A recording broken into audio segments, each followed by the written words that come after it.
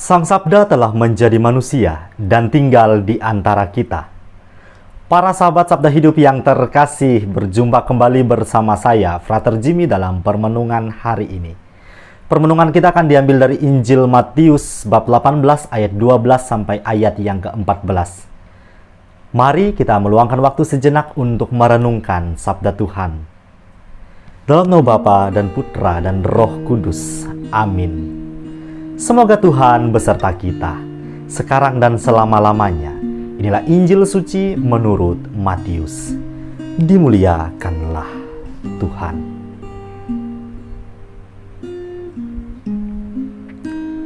Bagaimana pendapatmu jika seorang mempunyai 100 ekor domba dan seekor di antaranya sesat? Tidakkah ia akan meninggalkan yang 99 ekor di pegunungan dan pergi mencari yang sesat itu?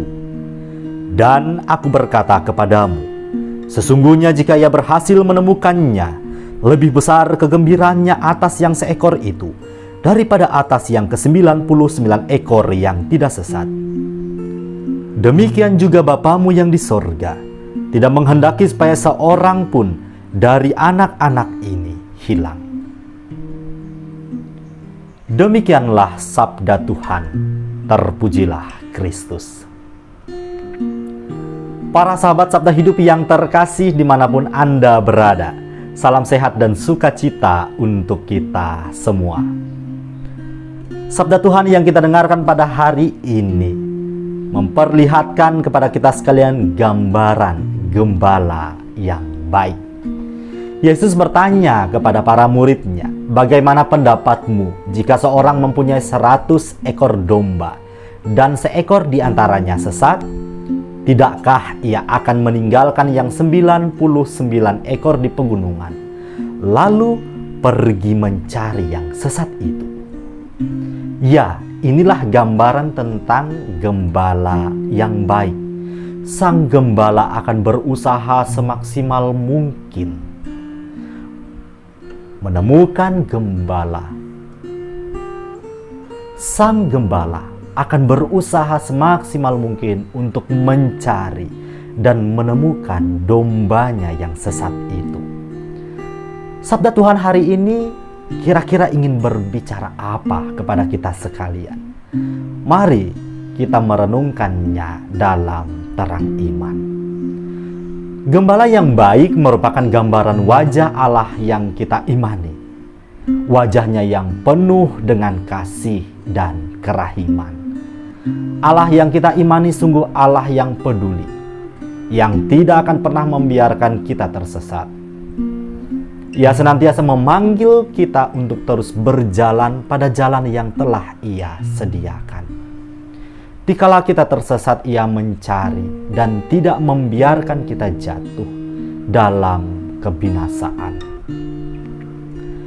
Akan tetapi para sahabat Sabda Hidup yang terkasih, tentu hal ini juga menuntut kesadaran yang mendalam dari kita. Apakah ketika kita tersesat, kita mau mencari jalan yang benar dan kembali ke hangatnya dekapan kasih Allah yang menenangkan? Atau kita justru semakin masuk dalam kubangan dosa yang menyesatkan? Dikatakan dalam Injil tadi bahwa gembala yang baik rela meninggalkan kawanan domba yang banyak hanya demi mencari seekor domba yang tersesat.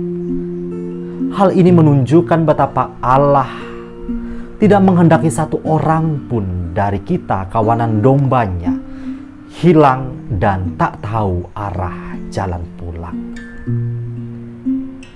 Dan ketika Ia menemukan kita yang tersesat, betapa ada sukacita yang teramat besar. Masa Advent ini, para sahabat yang terkasih, menjadi momentum bagi kita untuk semakin menelisik lebih jauh ke dalam sanubari kita. Apakah kita sudah membuka hati selebar-lebarnya untuk mengalami pertobatan hati, membersihkan diri dari aneka belenggu dosa dan kuasa si jahat yang membuat kaki kita tidak dapat berjalan dalam terang kebenaran dan membuat pandangan kita menjadi gelap? Kita sekalian diajak untuk mengalami kerahiman dan cinta Allah melalui sikap tobat yang semakin sempurna dari hari ke hari. Hati yang mau bertobat menjadikan kita kuat dan tangguh dalam memerangi aneka godaan-godaan yang datang dari si jahat.